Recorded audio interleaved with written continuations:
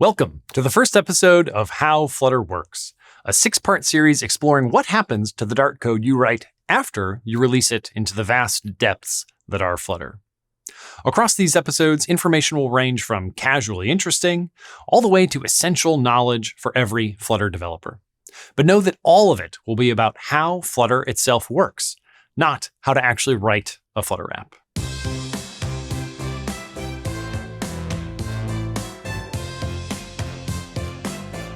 Today, we're going to take a high-level look at Flutter's architecture, tailored towards someone who is beginning to research Flutter and wants the big picture. The 5 episodes that follow will expand on many of these details. To start, Flutter is a declarative, multi-platform UI framework written in Dart and heavily supported by Google. Declarative means that Flutter is like other reactive toolkits, like SwiftUI, Jetpack Compose, or, well, React. You write code that acts upon your application state and returns your UI for that specific frame. When your application state changes, Flutter reruns that code so that your UI reacts and stays in sync. Multi-platform means that Flutter runs in a lot of different places, from iOS and Android devices to desktops running macOS, Windows, or Linux, all the way to the web. Additionally, various companies manage their own runtimes for other environments, like LG with WebOS, which brings Flutter to TVs and monitors all over the world. Dart, the language behind Flutter, and which delivers most of its superpowers, is of Google's invention and was originally released in 2013. Dart is a client-optimized language that compiles directly to the client's native machine code without any runtime interpretation, leading to great performance, even on lower-end devices. Dart is object-oriented and strongly typed, making it similar to Kotlin or C#, and its single-threaded event loop model for asynchrony is similar to JavaScript. Dart also prides itself on developer experience, and we find that once developers try Dart, they tend to love Dart.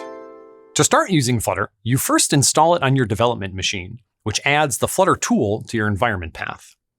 Once this step is complete, you can run some of the most common Flutter commands, like Flutter Doctor to verify your installation, Flutter Channel to check out a certain release, like master, stable, or beta, Flutter Create to start a new project, Flutter Run to launch a development build of your app, and Flutter Build to compile a production binary suitable for releasing to customers. After you run Flutter Create, the act of actually building your app in Flutter amounts to writing classes called widgets, which accept parameters as necessary to power an all-important render method, which in Flutter is called build. A widget tends to look like this, with an optional constructor for any necessary parameters, and then a build method which always accepts one critical parameter, called the build context. This useful object provides access to important runtime values, like the screen size and orientation, accessibility info like font scaling and text direction, and more.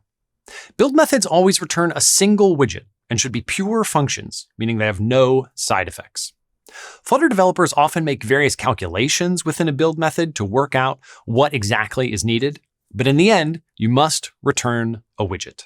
Flutter recurses down each widget's build method, which naturally arranges them into a tree structure. But the Flutter framework has distinct abstractions, which separate state from rendering to power a thing called stateful hot reload. Stateful hot reload, if you haven't heard of it, allows a running Flutter app to re-render updated business logic or UI code in less than a second, all without losing your place in the app. This is the part that hooks most Flutter developers, including me, all the way back in 2018. Some of those aforementioned abstractions come in the form of other distinct tree structures which are generated behind the widgets you write. In total, there are 3 tree structures that tend to concern everyday Flutter developers: the widget tree, the element tree, and the render tree. Much of this series amounts to fully understanding how to put these trees to work for you. From a high level, Flutter projects amount to a canvas registered to the host platform and into which Flutter renders whatever your app needs. This means that Flutter has complete control over the UI and is never limited by what a given platform does or does not support natively. If a designer or Flutter engineer has ever dreamed up a UI, Flutter can render it on any supported platform. Each Flutter project contains 3 important parts. 1, a totally native project For example, an Xcode project on iOS or an HTML file on the web. 2, the Flutter framework plus all the Dart code you write, which responds to user events and renders frames. And 3, some platform-specific glue code to launch all that Dart code. To actually render things, Flutter has long used Skia, the same open-source 2D graphics engine that powers Google Chrome, Android, and many other products. Recently, to address constraints specific to Flutter and achieve more consistent performance, the team has been working on a replacement renderer, which we call Impeller. As of the release of this video, some Flutter platforms still use Skia, while others have already been ported to Impeller.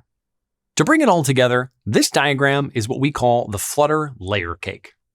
I don't know where you put the candles, but I'm told it's still delicious.